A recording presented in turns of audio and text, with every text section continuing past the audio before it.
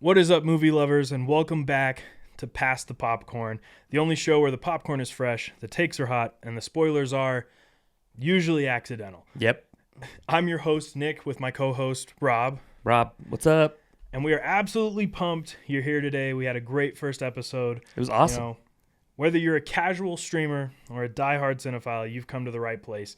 Today we are going to cut through the hype, break down the shots, and dive deep into the films that have us all talking. Grab your snacks, find your seat. The show starts right now.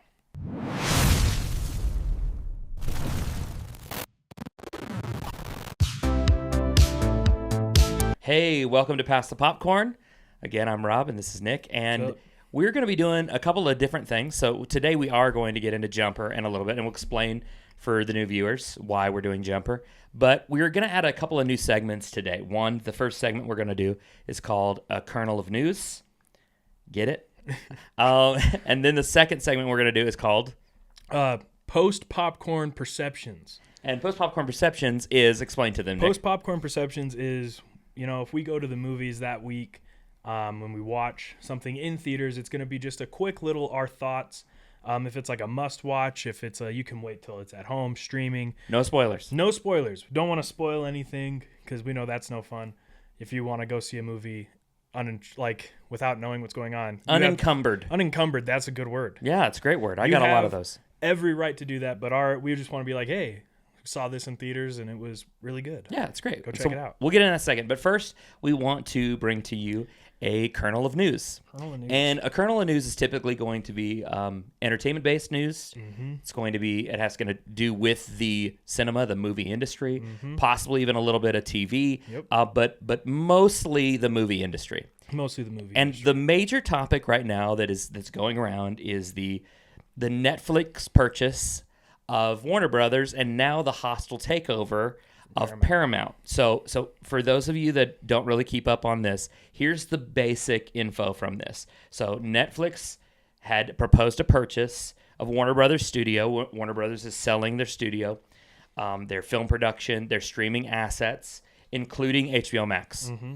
And Netflix proposed a deal for about $72 billion. Its total valuation was closer to like $83 billion. Mm-hmm. And so it's huge. That's a big deal.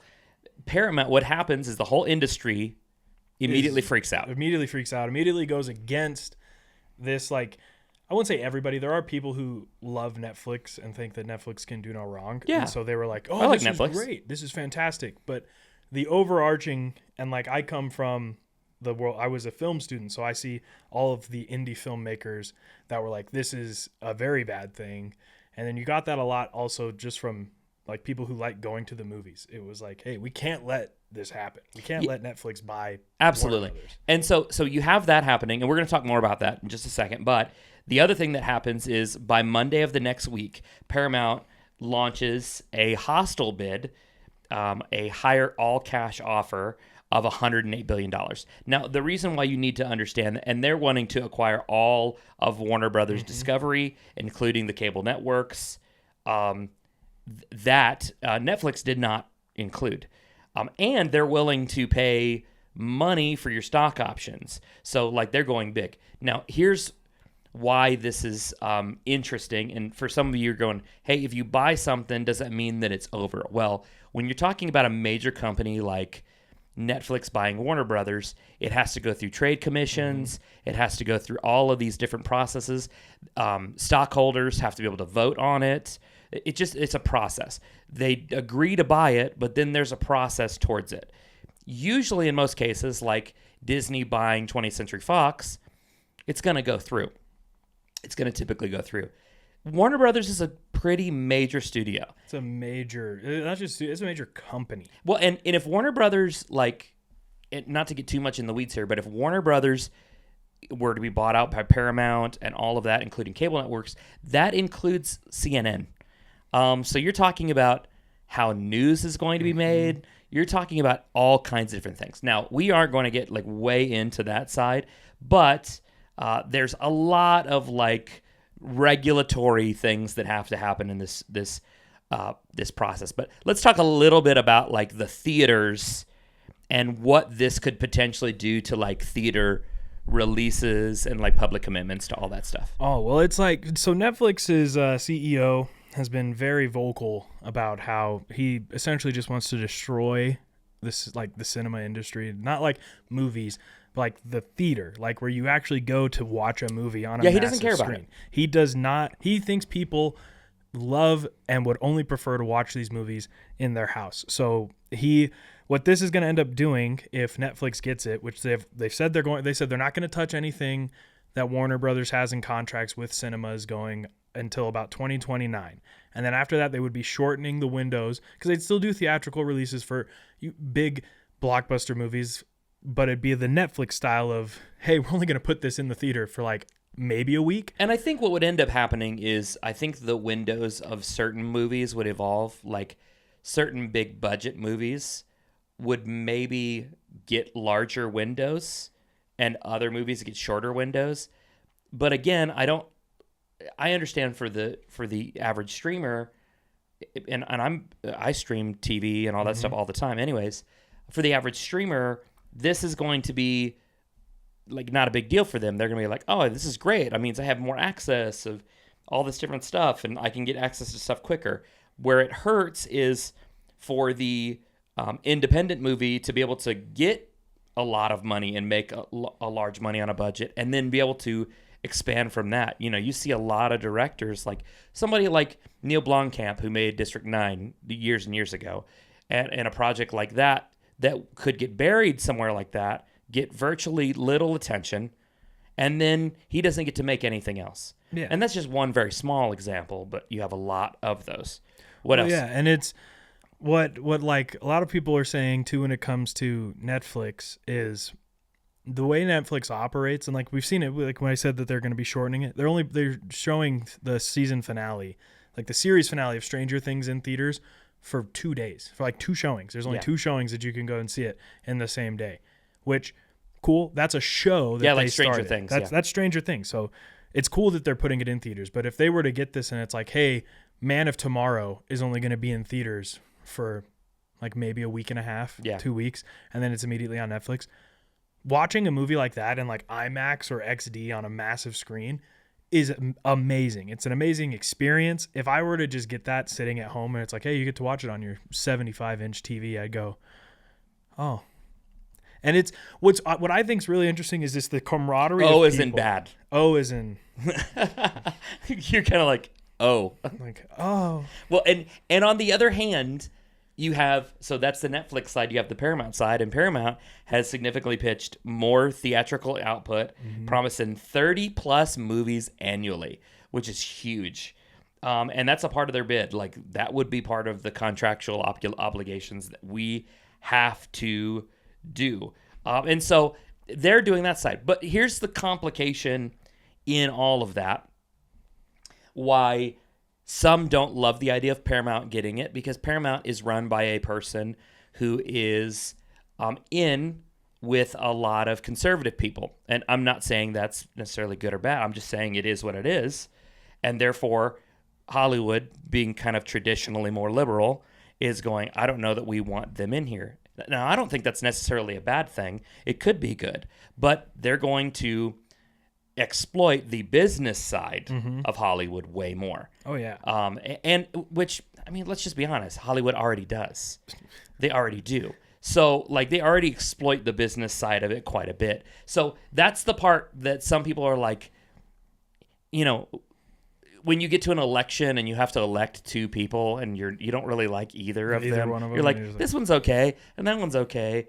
Or I don't like this one at all, or I like this one. It feels like that to some people right now. That's how like it's divided. It's how divided the world is. Like, and what I think's hilarious is Christopher Nolan, the head of the Directors Guild, is so against Netflix buying Warner Brothers that he was like, I won't make movies.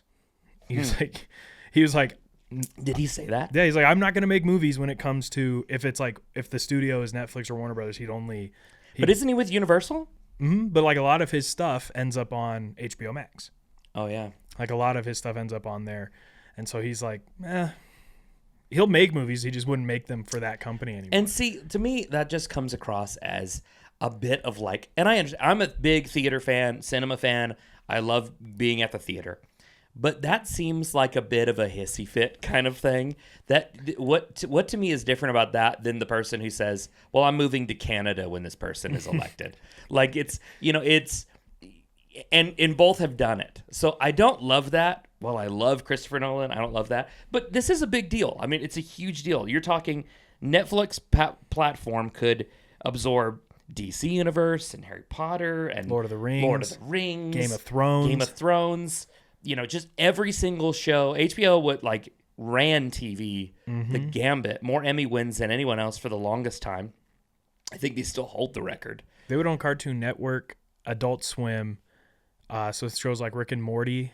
That would be Netflix's now. Yeah, and I think one of the major issues for the creatives and producers and all that is that they believe that that kind of consolidation would limit a lot of their creative choices, and they wouldn't have much bargaining power when it comes to their ability to bargain which actor to hire or which studio to work on something or paying for different projects, because the more it becomes this monopoly of different studios, Disney owns all of this, Netflix owns all of this, Paramount owns all of this, and it ends up becoming similar to what's that movie recently where everybody, one company owned everything? Oh, it's in so many of them. Yeah, it's in WALL-E. It's in all these things. There was a funny joke right after Disney bought Fox. Put it in the comments if you think of the movie that I'm thinking of, his recent movie.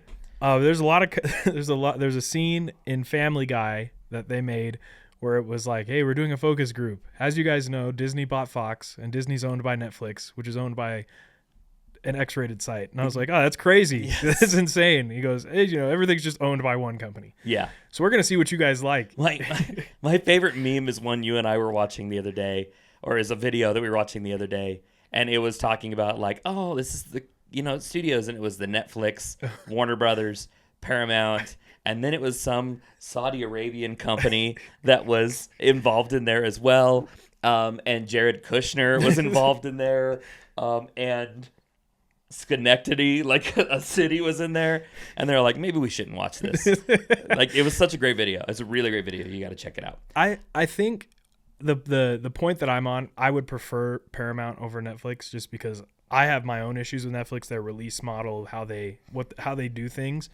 But the one thing that I think they said is because I watch Emergency Awesome, and one of his things was, he goes, I think a lot of people just want Warner Brothers to be on their own. Yeah. Why merge with anything? Why get bought? Warner Brothers is doing fine. Yeah.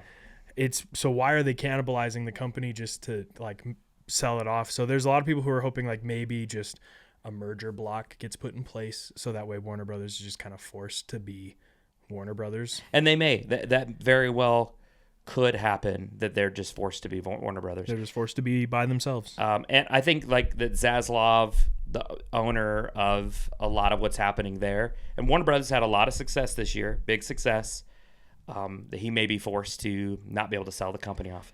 So we'll see how all of that goes in the coming weeks. We'll talk about it more. The thing that seriously most concerns me is people's jobs. Either one of these happen, specifically Netflix, but Paramount, it would happen just as well. You're talking about major layoffs, because anytime a studio goes and buys off, you got tons of people that are losing jobs. And then on top of that, you put lots of theater owners, theater chains at risk. Mm-hmm. And while in Utah, we have, Cinemark is a major chain, mm-hmm. AMC only has 2 theaters in the state. AMC's not that big either. But they're a major chain everywhere else. You've got Megaplex Theaters, which is backed by the Miller family, Larry H. Miller, mm-hmm. Gail Miller, and their family. So they probably would be fine. But it still would put a pinch on all theaters to make them potentially have to shut down. And then some of your smaller theaters, like the Syracuse Theater and some mm-hmm. of these other ones, could potentially shut down. And I hate that. The small theaters, like the Broadway and these other places like that, are really special. That's why it's if Netflix had been hey, we're buying it, but we still are going to be putting movies in theaters, we're not going to change any of that. We just want the IP. I'd be and put movies in theaters, not just for the 2-week window, but for An extended typical, time. like the typical is about 30 to 35 days, Yeah. give or take. If a movie's doing bad, they pull it. If it's doing well, sometimes they leave it in a little longer. But if Netflix had been like, hey, we don't plan on like kind of how Disney does things. Like some people really hate what Disney does with companies, but when Disney acquires them, they acquired Marvel, Lucas, Fox, they don't change really anything about them. They go, hey, we're still going to release the stuff, but we want to be able to control the characters and the stories that we're telling with these people. Yeah, I mean, I think some people would argue that they probably do change it a little bit, in regards to, but like you've seen, even when it comes to from a just purely entertainment perspective, Alien Earth, all the Predator things, they're having some good success, and they are using the 20th Century Fox resources, which are great. That's what you like to see, is them use your favorite franchises. And there's not a better company in the world in regards to using IP than Disney. They use IP better than anybody else. So, yeah, I'm worried about those kind of things, but we'll just have to wait and see. Like, we'll see where that news ends up going and where that ends up going. Any other thoughts on the whole thing? You know, if your team, let's have Netflix buy it, or your team Paramount, let's have buy it. I just hope that whichever side you're on, you know, be about movies. Be about movies. Yes. Be it like if you love movies, like if you're just like, except like one other thing I'm thinking about is I'm like, I would have loved to see Happy Gilmore in theaters. Happy Gilmore 2. I would have loved to see Happy Gilmore 2 in theaters. It would have, and I think it would have done really well. I think it would have done really well. I like when people are like, yeah. But if you're also the type of person that's like, I don't like going out, cool. Just be pro movies. You know, and one thing I will say about Netflix, and we can kind of wrap it up at this, but Netflix has always been ahead of the curve on a lot of things. They kind of are stuck in their ways right now, but this might be an opportunity for them to evolve a little bit. Mm-hmm. And, you know, remember, Netflix is the company that said, hey, let's do this and let's change the model of renting movies. And they end up wiping Blockbuster completely off the map. And Blockbuster had an opportunity to do a streaming service and be like Netflix, and they just thought, well, nobody's going to do that. So I think it's just important to remember to not discount Netflix and how but both of these studios are going to need to evolve and change to make this happen. And I don't like how the packages are fully set up. Some things need to be done here. I don't want one company having, you know, that much power. I think that's a little dangerous. You know what, screw it. Let's see Disney throw their hat in the ring. Disney, how much money are you putting on the table? No. Disney, let's get Marvel and DC crossovers happening because Disney owns everything. Yeah. Actually, Epic Games, you buy it. You buy Warner Brothers, and you make movies that way. Put them all in Fortnite. Oh, yeah. Can you even imagine? Oh, my gosh. So yeah, like, this will be a major change, but we'll just have to see. We'll just have to see. So that leads us into post-popcorn perceptions. Yes.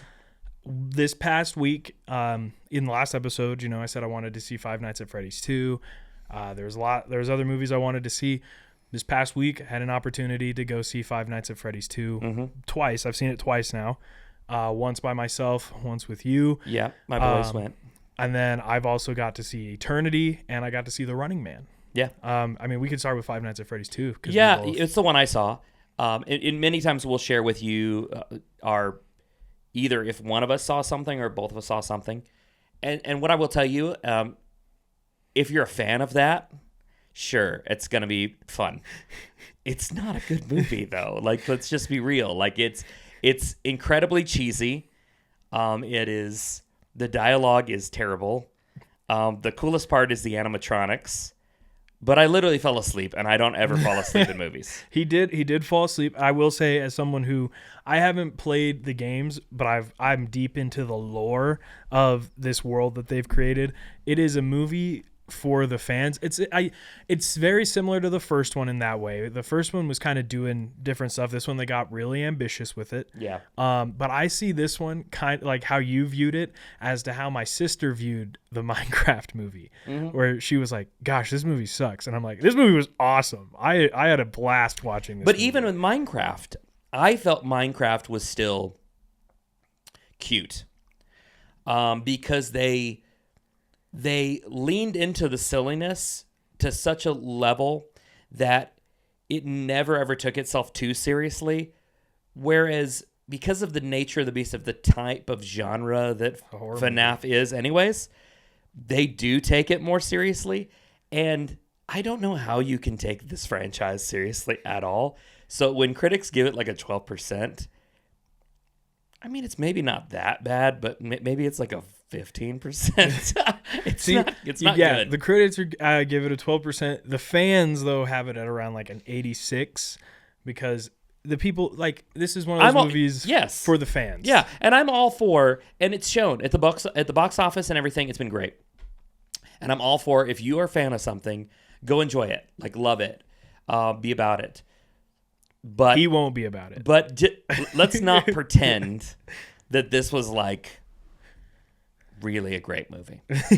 And so like this was a really great movie. So there was that one. Okay. But you went and saw 2 other movies this week. Went and saw 2 other movies. One of them cracked my top 4 on Letterboxd. Which is great. That's awesome. Tell us about Eternity. Rob knows that is very difficult to do, is to get into my top 4. That was Eternity. Had Miles Teller in it. Elizabeth Olsen. His name's escaping me. The other main Callum Turner. Callum Turner. Yeah. This movie. Okay. I'm looking dead at the camera. This movie touched my heart. It, like, if you are someone who loves rom-coms but also like the super not cheesy rom-coms, Eternity is for you. With a little bit of drama in it. With a little bit of drama in there. It's funny. It is heartfelt. This is, in my opinion, Miles Teller's second best performance, only behind Whiplash. Miles Teller really freaking crushed this movie. Like better than his Top Gun Maverick. Yes. I love him in Top Gun Maverick. Miles Teller, like this movie, better than Miles Teller in Fan Four Stick. Better than Miles Teller in Fan Four Stick. Wow, my gosh. Like, who would have guessed that? Better than Miles Teller in that dating movie he did with Zac Efron. That awkward moment? Yeah, better than that. Better than that awkward moment. Better than Miles Teller in Divergent. Oh my gosh. This is Miles Teller. I'll bring up Divergent in a little bit. So.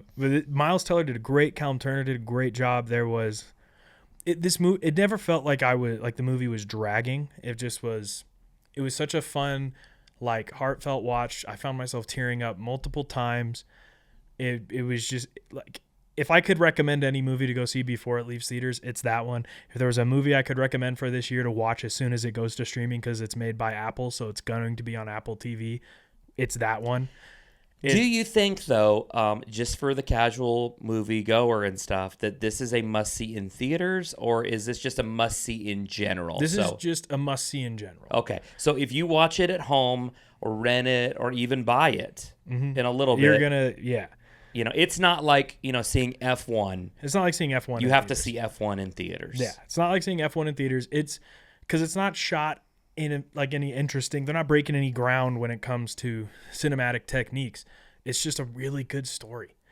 And it's just like, it'll hit you in the heart. It'll hit you in the heart. Yeah, that's great. I love that. I love it. It looks like a cool concept. The concept of Eternity is that a woman ends up going to heaven. Her husband has already passed away, from the way I understand it. She goes to heaven, and what they do is they are setting you up with who you will spend eternity with. Yep, where you're going to spend eternity. Where you spend eternity, who you spend it with. When she gets up there, all these people have like assistants that work with them, and then ultimately she gets up there and finds not only is her husband up there, but her first love. Her first husband who died in the war. Who died in a war. I'm going to say that it's just the war. That's a big point in the movies that they say the war. The war. It's a big, if you watch the movie, that'll be It's a great concept and very, very good. Is it Apple and A24? Yeah, Apple and A24. That's great. So you got 2 great studios. Speaking of which, we don't make any money from this, but F1 was one of my favorite movies of the year. It does come out on streaming. I think it's already out. On Apple TV on Friday. I was going to say, you could buy it already. Tomorrow it is available on streaming on Apple TV on Friday.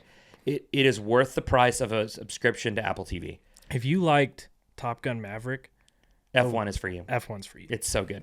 Okay, now tell them about Running Man, because I didn't get to see Running Man. I love Glenn Powell. I love Edgar Wright.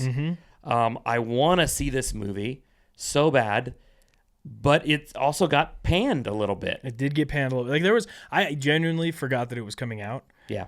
Because in the world today, you're not watching TV at night where they're like, hey, this trailer. It's kind of like, and YouTube, you pay to not have ads, so you're not seeing ads. So, Running Man, directed by Edgar Wright, starring Glenn Powell. Oh my goodness, it was that's one. If you can see it in theaters, go see it in theaters. It's worth it seeing it in theaters. It's worth it to see it in theaters. Is it? What part of it makes it so worth to see in theaters? Edgar Wright's very good attention to detail with music and sound design. Like, you'll get it in your house if you have like a good sound bar, but if you're watching it just TV, you're not gonna. Would you rate his use of sound in that on par with like Baby Driver? Not quite up to that standard. It's more along like the things you see in Scott Pilgrim and like Shaun the of the Dead. Quick cuts. This isn't a spoiler. There's one part where Glenn Powell, like they have Glenn Powell's mugshot behind him, and then he's standing in front of it, and as the mugshot turns, he turns, and he's like looking, and the mugshot's moving at the same. That's classic Edgar Wright. That's classic Edgar Wright. Great camera work. Last Night in Soho was so much fun when it comes to camera work. He's always doing very interesting takes, and I really wanted to see some of like those hallway shots, which are oneers. But he's moving through different areas. For those that are a oneer, it is what it sounds like. It's a very long. You ever see those movies where it's just kind of like, hey, there's not a cut to a different angle. We're just following this. That's a oneer. Yeah. And Edgar Wright does them so often. Yeah, it's great. And he does them so well. It was like, this was one. Seeing it in theaters is going to be a big plus. Seeing it in general, also a big plus. Glenn Powell. If you don't know, Glenn Powell's like what he's been in a lot of like comedies. He's done some action movies like Top Gun Maverick. This is I would say one of his best performances outside of like a romance movie. Really? Yeah, he does really well in this. The way that he plays his character, angry. Yeah, I'm ready for studios to trust him a little more and take him a little more seriously. I believe there's some that don't really believe he's a leading man yet, so they're kind of taking a risk. Running Man not doing as well in the box office is not really great for that, but he does have several movies coming out next year. And if you want to watch a really great movie that's a Glenn Powell movie, watch Hitman on Netflix. Hitman, Richard Linklater film on Netflix. Glenn Powell is wonderful. He's really, really good at it. But just do prepare yourself that it's a little raunchy. This one's Running Man R-rated. That also kind of, it doesn't always hurt things in the box office, but this one kind of, yes. But it's still well done. It's still well done. And it's also like doing bad at the box office. That's just kind of like really, aside from Baby Driver, that's Edgar Wright's MO. A lot of his movies don't do well. Well, Scott Pilgrim didn't do great. Yeah, Scott Pilgrim was deemed a failure. And now it's a cult classic. Yeah. Great, Before we move on from that section, I think it's a fair thing, and I think like our movie fans that listen to this would kind of like what would be, because I know you're a big Edgar Wright fan. What would be like your top 3 Edgar Wright films? I know my top 3. I know my top 3. Yeah. Do you want no particular order? No particular order, just top 3 Edgar Wright films. Scott Pilgrim versus the World. Okay. Shaun of the Dead. Baby Driver. My top 3 would be Baby Driver and Scott Pilgrim are pretty close, pretty tight knit. And then it would be Shaun of the Dead. My number 1 favorite, though, without a doubt, is Hot Fuzz. Hot Fuzz is number 4. That's why I said no particular. I love all of Edgar Wright's movies. Hot Fuzz is, as a child of the 80s and 90s, it's like watching almost like a parody of Lethal Weapon and all of these movies, but it's also not like a parody. It's like a serious movie, but it's funny and silly, and the action is so good, and the cast is so great. Hot Fuzz is literally one of my favorite movies I've ever seen. It's such a good movie. I'm going to watch it again this weekend. Literally, like, when we talk about Edgar Wright movies, it just makes me really wish we could see what his rendition of Ant-Man would have been. Oh, man. Just imagine, like, when you watch it, like... You can see the Thomas the Train sequence. That's Edgar Wright. That's totally an Edgar Wright sequence. And the drain and the club and all of that scene when he's going down through the drain, and that's all Edgar Wright. All Edgar Wright. You can see the Edgar Wright sequences in Ant-Man that when are he's breaking into the house. Yeah. And when Luis is explaining things, that's an Edgar Wright thing. Yes, the different cuts. It's really, really good. And, no hate on Peyton Reed, who did a fine job with what he had there of something that was already made. But let's not lie to ourselves. Peyton Reed, you messed up pretty bad on everything else, Ant-Man. And sorry, buddy. Just not good. Not good. It's you win some, you lose some. When your best movie, Peyton Reed, is Yes Man with Jim Carrey. Sorry, Peyton Reed. I'm not a professional, so I will try to keep my.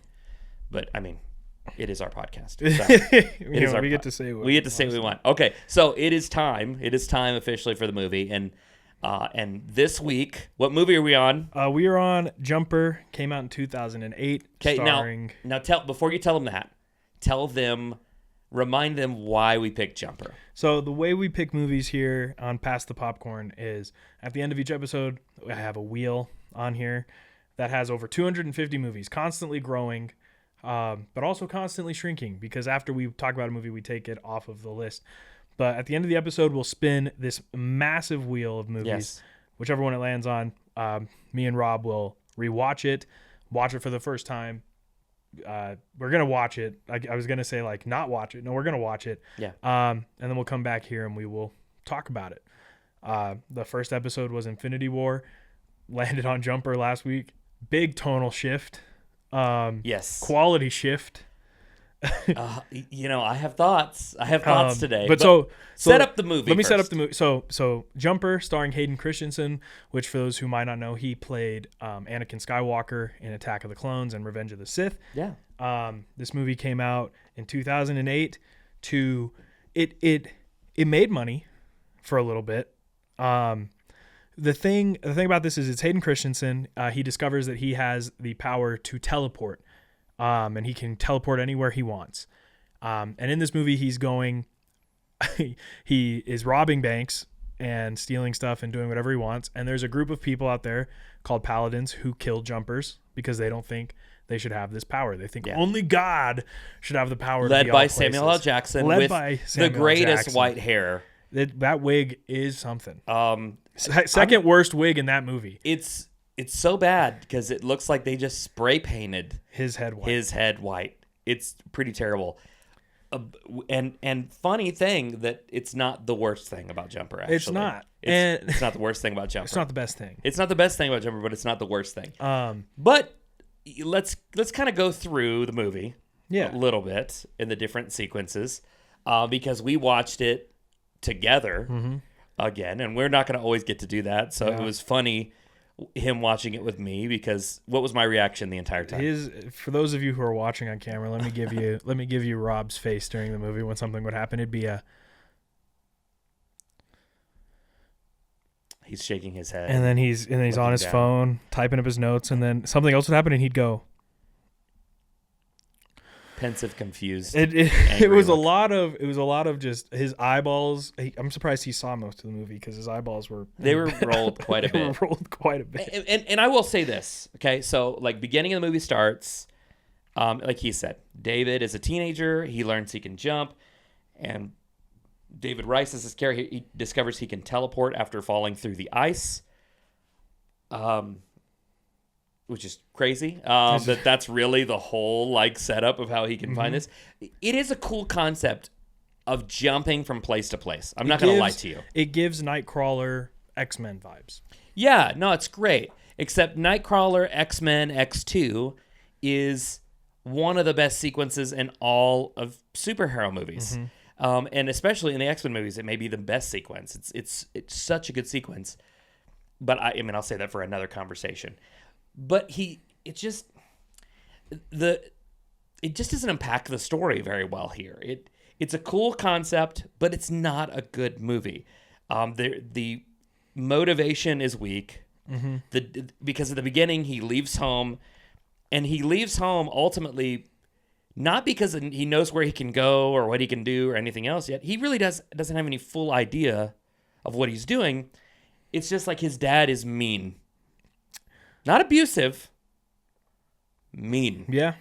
Yeah, this is based on a book, so if there's someone out there who's like, I read the Jumper books, and his dad is abusive. In the books, he might be. He might be. In the movie, he shows up and he goes, hey, where have you been? And then he's like, oh, what happened? Oh, some kids did this to you? Well, did you tell anybody? And then he walks away and he goes, hey, come back here and clean up this mess. Yeah, come back here and clean up this mess. And then he knocks on his door. Let me in. That's it. So the movie never earns the major arc of him leaving home in the first place. So this movie feels like it's for not even all teenagers, just teenagers with some angst that have some angst. A very small segment of teen. And if you are a teenager that has angst and you're listening to this and you're like, I really connect to this story. To David Rice. I mean, let me show you some other movies. There's way better options than this. Go watch Lady Bird. But last episode I shared. Yes, watch Lady Bird. Lady Bird is so much better if you're a teen with angst. Dave Matthews Band, all that stuff. But young David is actually played by Max Theriot, who is later in the CBS show Fire Country. So he's one of the firefighters on Fire Country, and he's been in Bates Motel and SEAL Team and all that stuff. He's been in a lot. And he's been in a lot, and he's kind of a TV actor. But he's in the beginning of this. Who plays young Millie? Because I've seen her. I forgot. I'll look. Young Millie is the girl from Bridge to Terabithia. Yes. And she's in the worst wig in the. She's in the in really bad wigs. So she's in Bridge to Terabithia. She was also in Soul Surfer. Yes. That's. You were a youth group kid. I was a youth group kid. You know what that's like. I was a youth pastor. Soul Surfer was that was a youth activity. That was a youth. Let's go see the movie about the surfer that gets her arm cut off and then gets saved, and Carrie Underwood's there. Also not a good movie. Great story. Not a good movie. So David runs away and he begins his life as a jumper, figuring out how his powers work. In the broad daylight, in the middle of Central Park. In the middle of the day, he's not even being subtle at all. Jumping into bank vaults, jumping into trees, jumping into bank vaults, going, I need a bigger bag, despite the fact that he can jump from place to place. Yes, it doesn't matter how big the bag is. It doesn't matter how big the bag is. He's literally dropping money all over the place because he has no idea what he's doing. And teleports into the bathroom first, creating just a massive amount of damage instead of just going straight into the vault because reasons. I would like to say there is going to be a lot of tearing into this movie, and rightfully so. I will say, as I said last week, this movie's super nostalgic for me.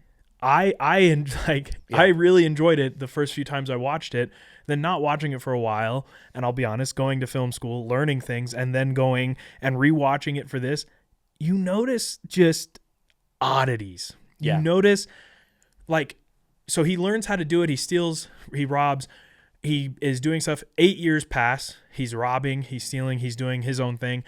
And then out of nowhere, they finally catch him. Samuel L. Jackson shows up. They fight.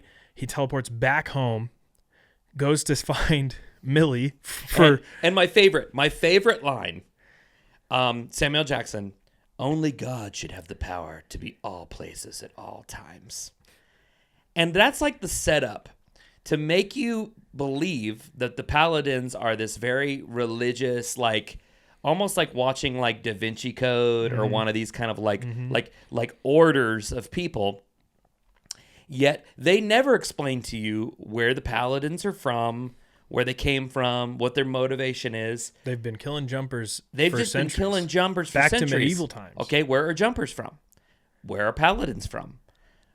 Give us a little bit of motivation. And what's really cool about this movie is that it feels like the movie is playing this idea of how many cool places can he jump to? I mean, because I looked this up. Doug Liman, the director, filmed in over 15 real cities, including Tokyo, Paris, Cairo, and Rome. That's cool. Did all that and still had time to put in horrible green screen. Oh, and horrible green screens when they're standing on top of the Sphinx. And can we just talk about Doug Liman for a second while we're on that? Yeah. Because you and I were, I've been a Doug Liman fan for years, but I think Yeah. your mind was a little bit blown by how many good movies Doug Liman has made. So yeah, because going from this one, I always like to think I'm like, oh, well, what else did they make? And the one thing that really took me aback by it was that he made Edge of Tomorrow. Yeah, Edge of Tomorrow is literally one of the best sci-fi action movies ever made. And The Bourne Identity. Bourne Identity. Mr. and Mrs. Smith. Mr. and Mrs. Smith, American Made, Swingers. He did make another movie that a lot of people dislike, but I also has a fond place in my heart, specifically because of the actors in it, Chaos Walking. So he has his duds. He has them. I haven't seen Chaos Walking, so I'm going to have to come back to that one later. I didn't watch it because I heard it was trash. And I've heard plenty of movies are trash, and I still watch them anyways. I went to see FNAF, obviously. So, but the global shooting budget for this movie was massive. It was huge. So it feels like more of a flex. Like, hey, look what we can do. Like, we can go to all these places. But like, why? They were so focused on where they were going, they didn't focus on what the people would say. Yeah, so it's like the Jurassic Park quote goes, like they were so focused on whether or not they could do it. Yeah, they didn't stop to think whether or not they should do it. Exactly. So that's the problem. They're like, hey, we've got this money, and did you hear Hayden Christensen? Here's a funny fact.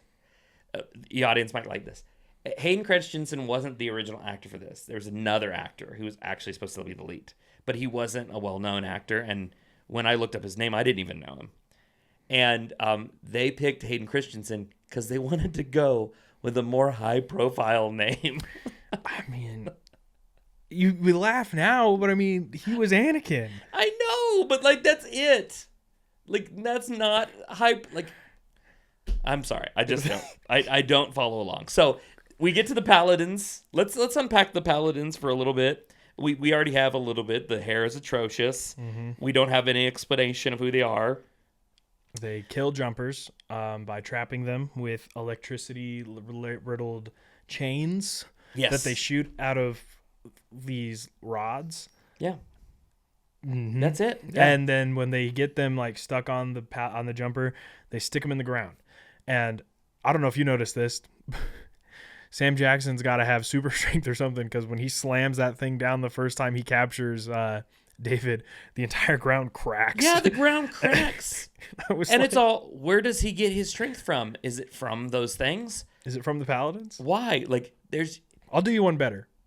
Why is Paladins? I'll give you one better. Who is Paladins? It's just, so I made note of this, and this is one of those things I was rolling my eyes at. They are literally introduced as these religious extremists and as the enemy 52 minutes into an 88-minute long movie. They're introduced for the first time 52 minutes really in.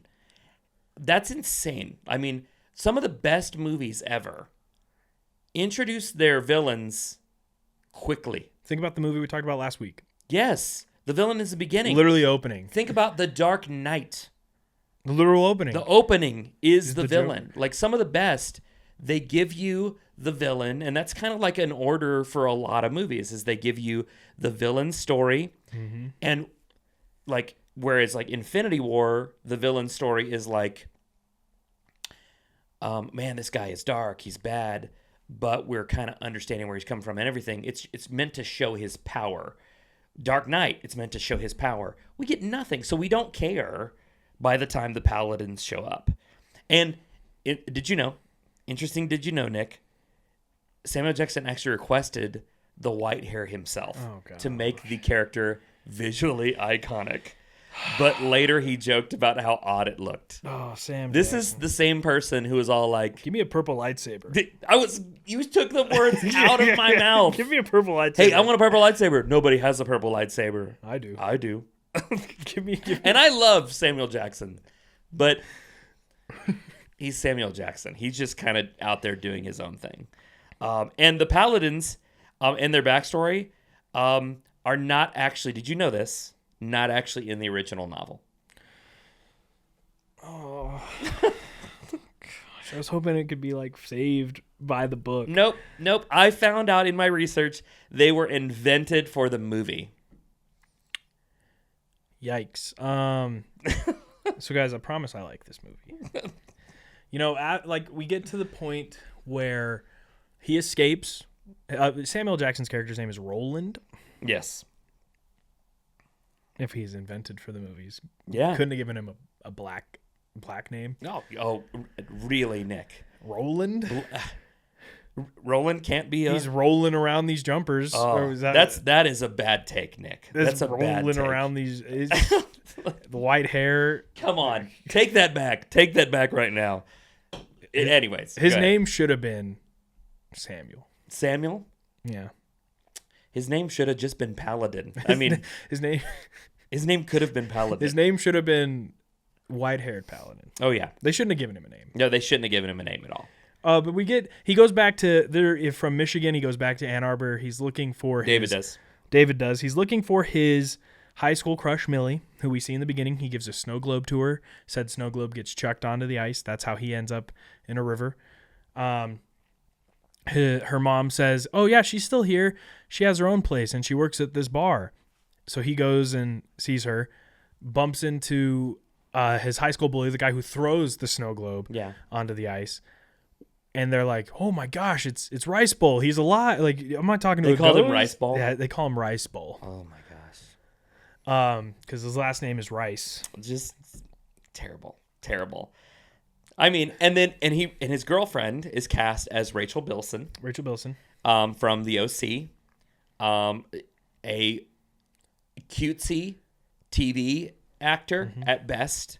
Not really great outside of that. She's kind of cute in the rom-com kind of like thing, but you need someone who's a little tougher and can kind of hang with him a little bit. And my problem with their whole thing is he's back there in the hometown is the chemistry is like, okay.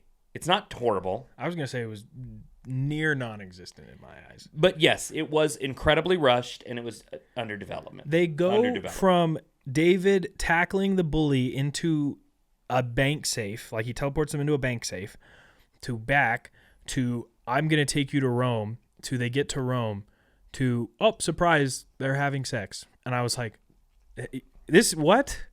Yeah. Oh, yeah, I love you. And they're like, I'm like, okay. Yeah, totally rushed. Nothing earned at all. But at this point of the movie, it feels like they made the first 50-something minutes, and then they get or 45 minutes of the movie, and then they kind of go, oh my gosh, we can't keep this too long. And it looks like the studio was probably in there making them cut it down and do all this kind of stuff because the edits start to get really chaotic in this movie. Whole scenes feel like they're missing transitions and setups. That there is a thing to be said. When you see a movie and you get perplexed like we did, and you get perplexed, there is a very, very high chance a studio head came in and went, no, it's just cut all this stuff. And it's important to remember that that's not necessarily always like Doug Liman or producer or any one of theirs fault. Nobody in directing or acting goes in wanting to make a bad movie. No. They want to do genuinely the best that they can. And it honestly... Actually, I could probably create an argument for someone who wanted to make a bad movie. I know that Todd Phillips literally had stated him and Joaquin Phoenix when it came to making Joker 2 that they wanted to make something so egregiously off the wall, almost terrible, that studio execs would be like, sure, this is great. And it's trash. It's trash. It's absolutely trash. And if you like Joker 2, there's something wrong with you. Go watch Joker 1. Go watch Joker 1. But anyways, you're right. Most directors they're not trying to. They're not trying to make something. They care bad. about what they're doing. They care about what they're doing. They care about storytelling, which you can tell in Doug Liman's lineup.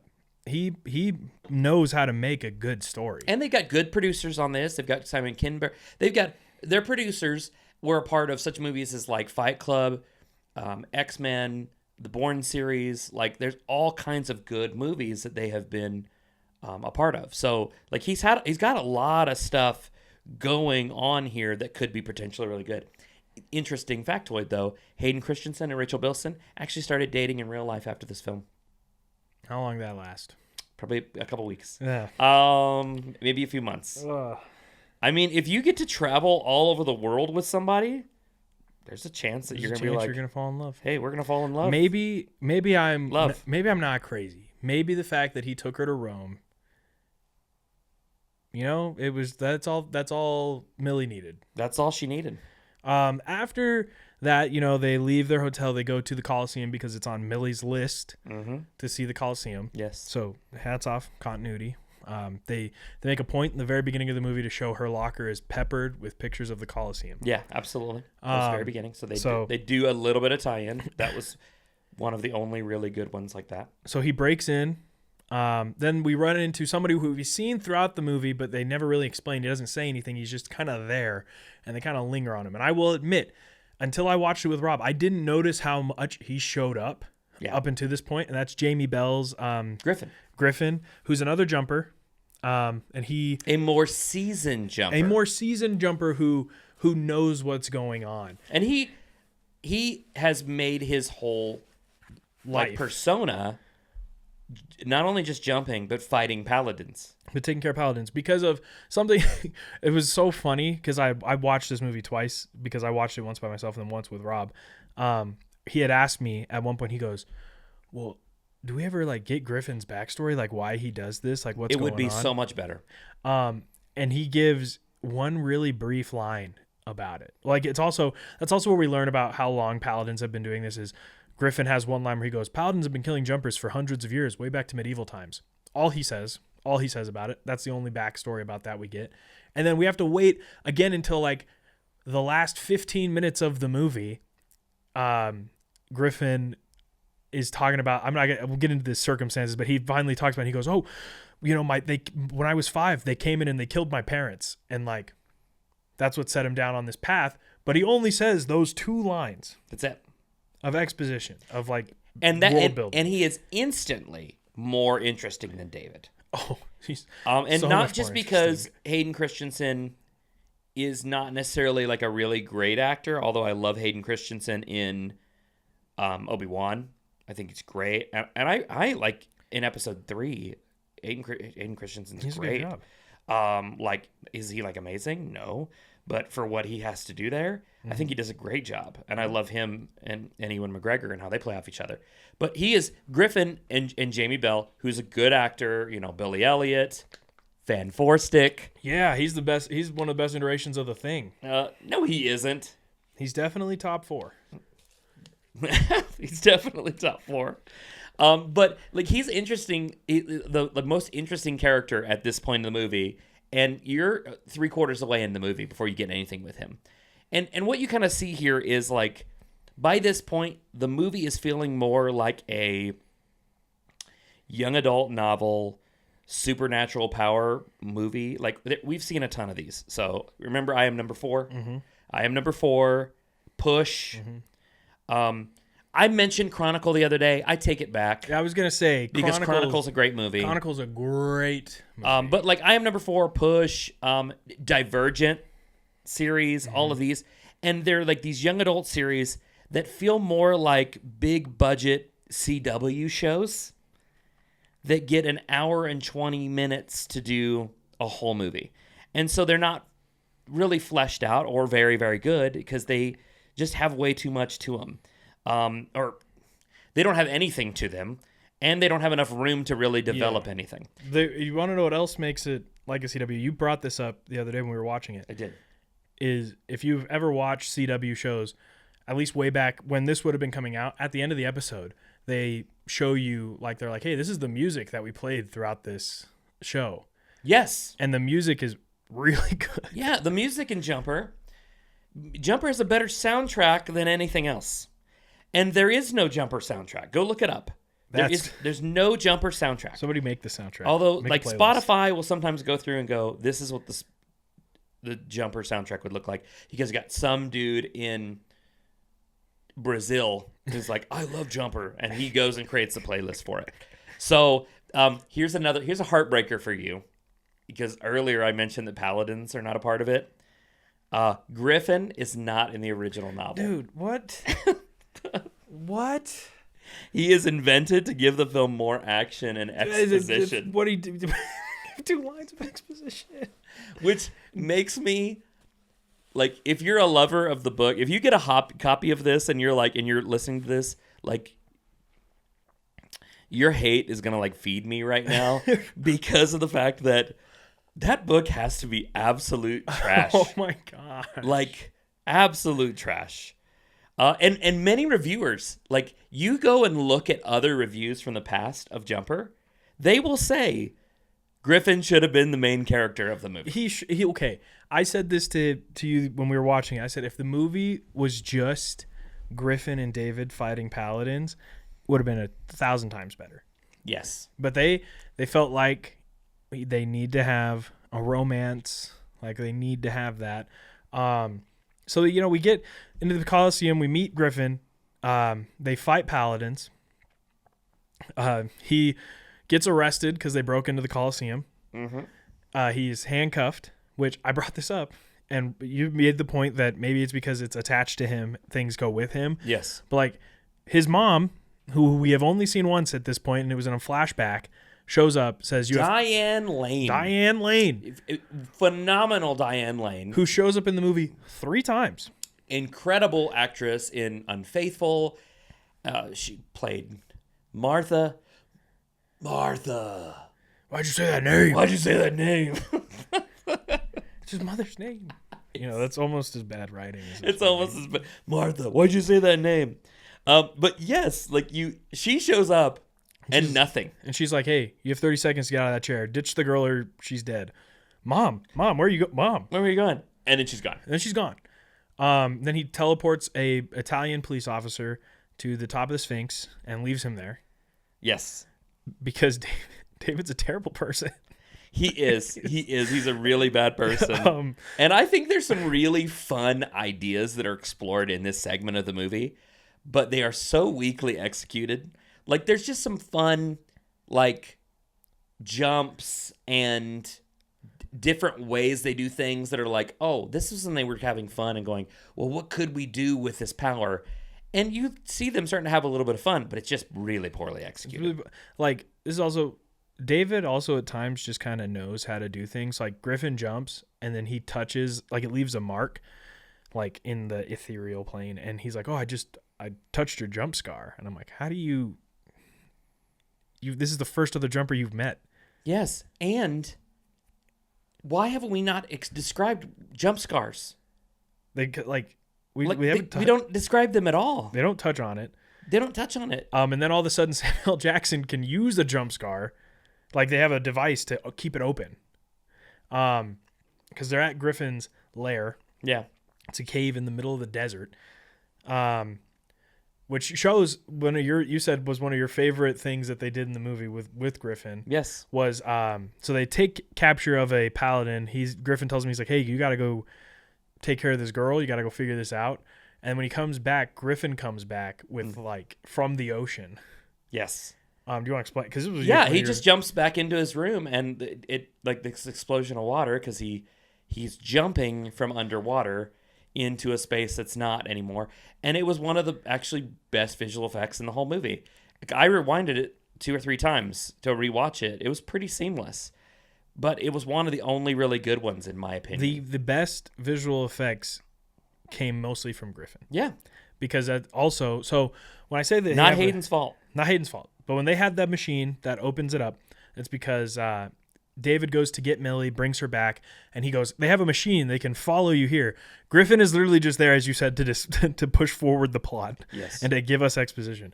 And so Samuel Jackson comes through, and they're fighting, which is, you get with Griffin, we find out he can jump. He says, I can jump anything that moves. One of the best fight scenes, he's fighting Samuel Jackson. So bad. He drives away, jumps an ATV to London, gets a double-decker bus, jumps the double-decker bus. I know. Back that was wild. to Samuel Jackson.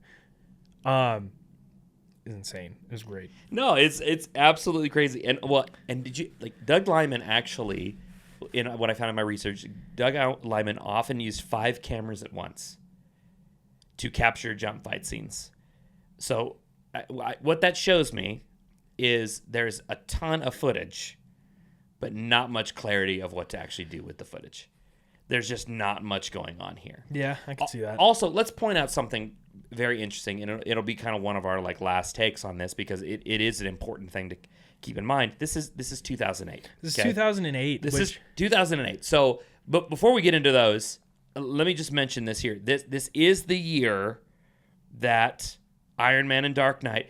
Tell them some of the other movies that came out there. 2008, in case you didn't know, was a banger year for movies. Huge year for movies. Which, like, a movie year that we have not seen in a minute. We might get it in 2026. 2026 is lining up to be huge. Could be big. But in this year, if they all come out. If they all come out. In this year, in 2008, we had The Dark Knight, Iron Man, The Incredible Hulk, Hancock, WALL-E, Kung Fu Panda, Twilight, Horton Hears a Who, Sex and the City, Gran Torino, Mamma Mia, Marley and Me, The Chronicles of Narnia, Prince Caspian, Slumdog Millionaire, Wanted, Get Smart, The Curious Case of Benjamin Button, Bolt, Tropic Thunder, Bedtime Stories, Journey to the Center of the Earth, Step Brothers, Taken, You Don't Mess with the Zohan, Yes Man, Yes. Beverly Hills Chihuahua. For those of you who know, High School Musical 3 senior year came out in 2008. Did you mention Step Brothers? I did mention Step Brothers. 21. What Happens in Vegas? Cloverfield. 27 Dresses. Hellboy 2. Vantage Point. The Spiderwick Chronicles. Underrated movie. The Happening. Anyways. And Forgetting Sarah Marshall. Those are some of like the top 50. It's huge. It's a huge year for movies. Yeah. And this came out in February. Yeah. Which was classic for this kind of movie. Like, this is like I Am Number 4, also came out in February. February is where either a movie goes to die because the studio goes, we need to unload this somewhere and try to maybe make some money off really bored people who want to go see something in theater, or the studio is like with a Deadpool or something else, or like, we have a huge hit, but I don't think they even realized how big of a hit they had on their hands releasing it in February. I think that was just an interesting. I think with this one, it was like a mix. I think it was also like, hey, this is a love story. Yeah. Let's put it in February because that's the month of love.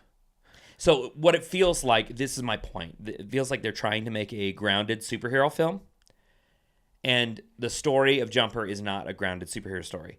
And then this is in the same year as you do Iron Man and Dark Knight, which are both very grounded superhero stories. Even though they're fantastical, they're very grounded superhero stories. And they both do a million times better. So, like, you are living in an age where great superhero movies are coming up, and now Jumper just looks like steamy hot trash. Well, I mean, you also have Hancock.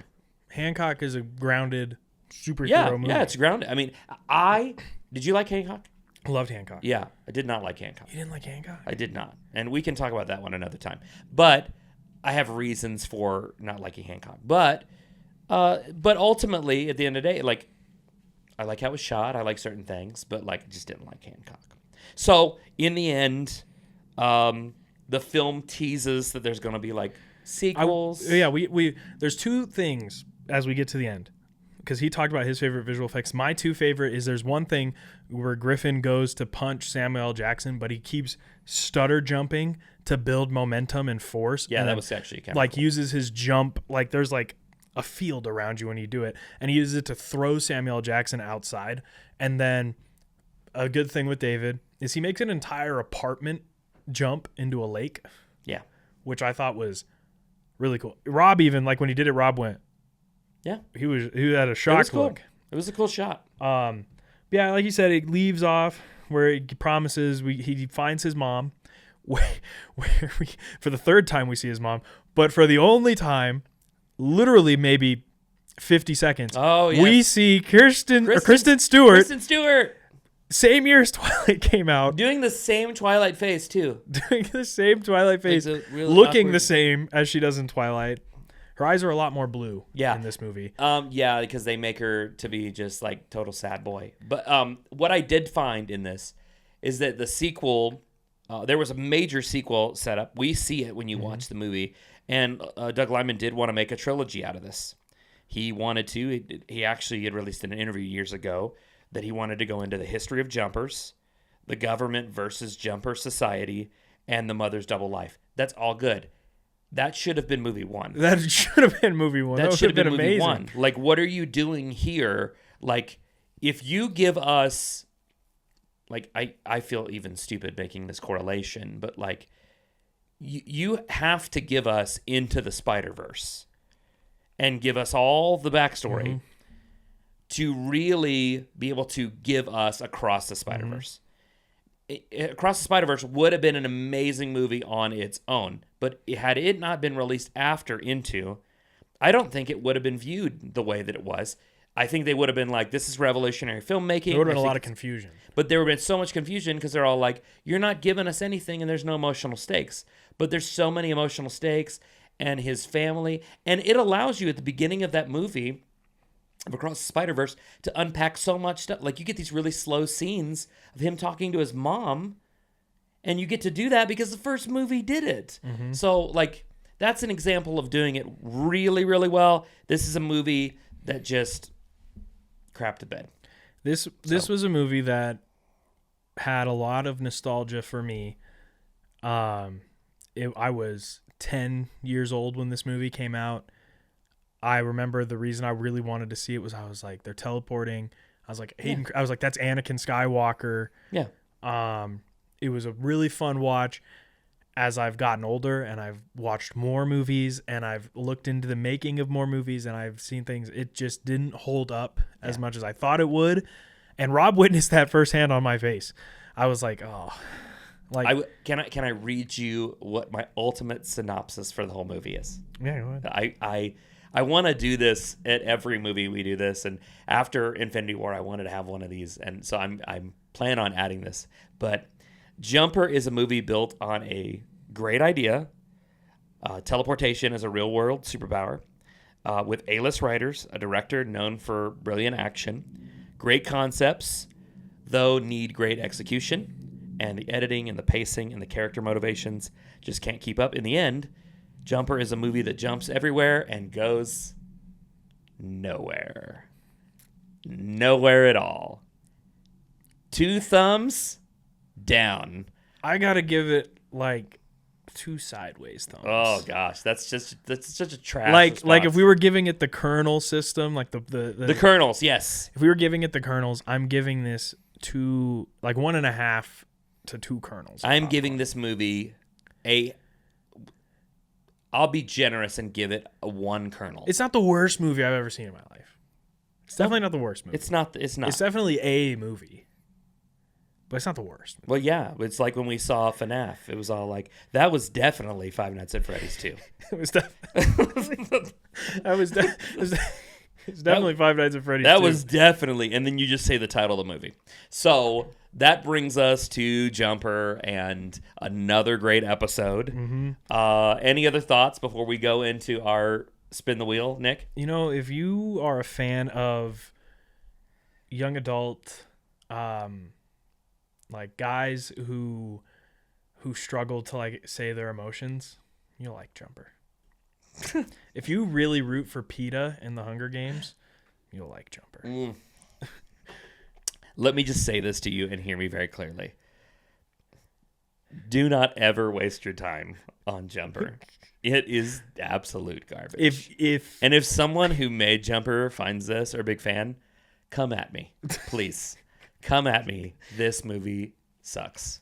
So, there's my final take. Are we ready to spin the wheel? We have the wheel. Okay. It's hard for me to show the camera, so I'm sorry, but I'll just keep it that way. I'll just they can't reveal see it it to anyways. Let's just me drum just- roll, please. Drum roll, everybody. It's spinning. Spinning. Oh, it was so... No, it did land on it. Oh my gosh. What is it? Our next movie is Scott Pilgrim versus the World. Scott Pilgrim. Oh my gosh. It's going to be great. Directed by Edgar Wright. We talked about him earlier in the episode. Yes. This is one of my number 1 movies of all time. I'm so excited. I've watched this. I could quote that movie. Let's word not for give word. too much away. Next week's episode, we might need a third guest just so because I could talk about that movie forever. We need somebody else to like. Yeah, we might need to. But next week, Scott Pilgrim versus the World. You can watch it. I'm pretty sure it's on Netflix or it's on HBO Max. I know you can. It's probably on Amazon Prime, actually. Yeah. You are able to stream it if you want to watch it so you can know what we're talking about. You will not regret it. It is funny. It is great. We will dive deep into it. Heading to end this episode, I want to say thank you again to everybody who's followed, who's listened. All the listeners. Who subscribed. Family, friends, people who just found it through other avenues. Continue to share and let people know about Pass the Popcorn. This is something we want to continue going for a very long time, and we are having so much fun doing this. This is just a joy to us. This isn't work at all. We love it. Also, we're going to continue to keep updating our letterbox and stuff, so that you can check out our stuff on Letterbox. I had them linked. If you're watching this on YouTube, they are linked in the description down there. His is Rob, George, some other Minds Mixed one, but they'll be linked. They'll be linked down there. You'll find it. But yeah, another great episode. Thank you guys so much for listening. Hope you have an amazing week.